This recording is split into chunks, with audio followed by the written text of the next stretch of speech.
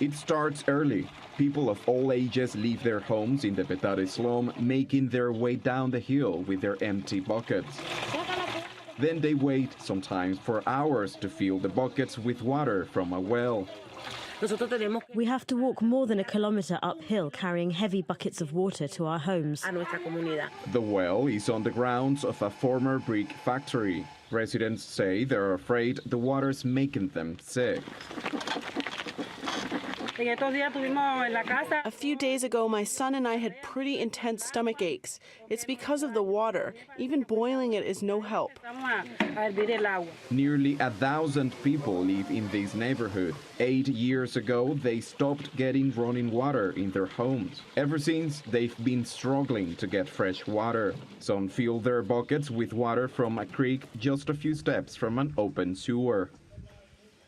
Now, it's not just the Caracas slums where water is hard to come by. Analysts say about 20 million people, 2/3 of Venezuela's population, have suffered shortages or lost water service completely in the past 2 weeks. Agricultural engineer Raúl Hurtado lives with his family in one of the many middle-class neighborhoods in Caracas where water no longer comes out of the taps. It's been tough. I now spend most of my day looking for water, which I get from some relatives and friends. I barely work. Getting water is now a priority for the whole community.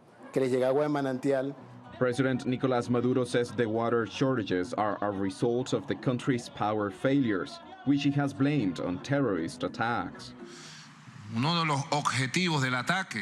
The objective of the terrorist attacks is to take away water from the people and lead them to complete desperation. Yo lo denuncio. Opposition leaders say the water shortage is the result of the government's lack of investment and maintenance. We have 2 million meters of pipelines and 80 water pumping units in the city, which require about 600 megawatts to function. Norberto Bauzón is the former president of the state-run utility responsible for supplying water to Caracas.